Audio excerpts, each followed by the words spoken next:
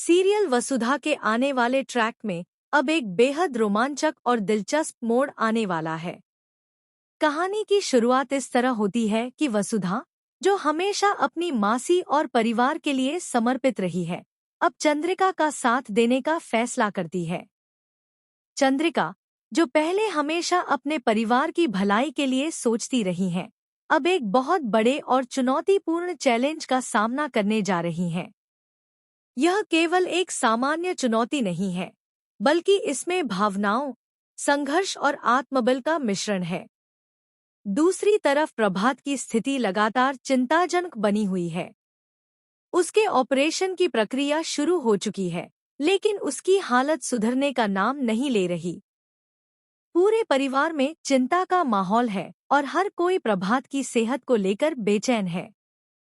चंद्रिका का मन और भी उलझन में है, क्योंकि उसे पता है कि इस चुनौती का समाधान केवल अपनी बहू की मदद से ही संभव है। वह गुरुजी के पास जाती है और उनसे मार्गदर्शन लेती है।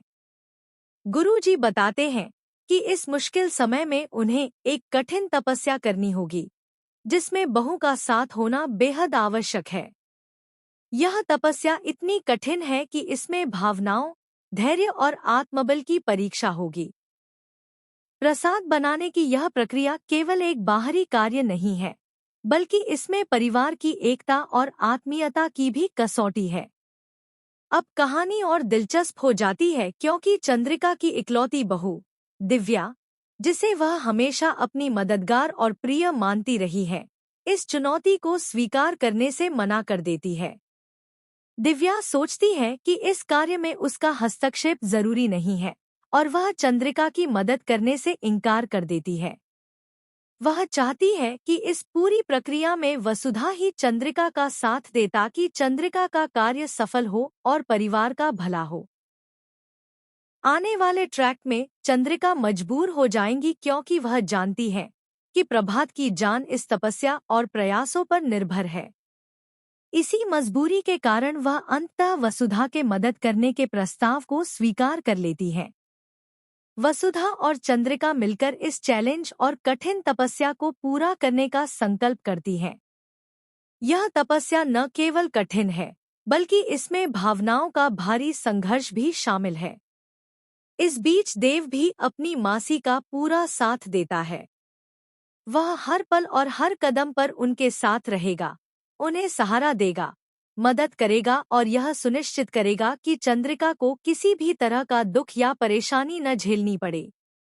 देव का यह समर्थन केवल भौतिक मदद नहीं है, बल्कि भावनात्मक और मानसिक सहारा भी है, जो चंद्रिका को और मजबूत बनाता है। हालांकि चंद्रिका अभी भी अपनी बेटी की मदद लेने से इनकार करती है। उनका अहंकार इतना गहरा हो चुका है कि वह किसी भी बाहरी सहायता को स्वीकार करने को तैयार नहीं है। फिर भी देव लगातार उनकी मदद में लगा रहेगा और हर मुश्किल परिस्थिति में उन्हें आत्मविश्वास देगा कि यह कार्य सफल होगा।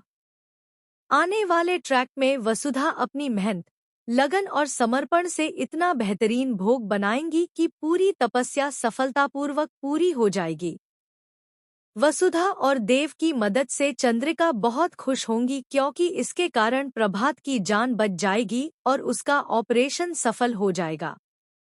यह सफलता केवल शारीरिक नहीं, बल्कि परिवार में भावनात्मक और आत्मिक संतुलन भी वापस लाएगी।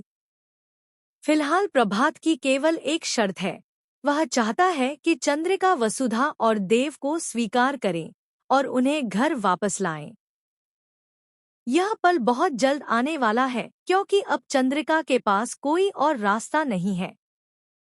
चाहे मन खट्टा हो या अहंकार, लेकिन वह अंततः वसुधा को अपनी बहू के रूप में स्वीकार करने वाली है। आने वाले ट्रैक में देखना बेहद रोमांचक होगा कि वसुधा और चंद्रिका कैसे मिलकर इस कठिन तपस्या को पूरा करती हैं। देव का समर्थन कैसे उन्हें हर मुश्किल में आगे बढ़ने के लिए प्रेरित करता है और प्रभात की जान बचाने के लिए परिवार में समर्पण और सहयोग की भावना कैसे काम करती है। हर दृश्य भावनाओं, संघर्ष, समर्पण और आशा से भरपूर होने वाला है।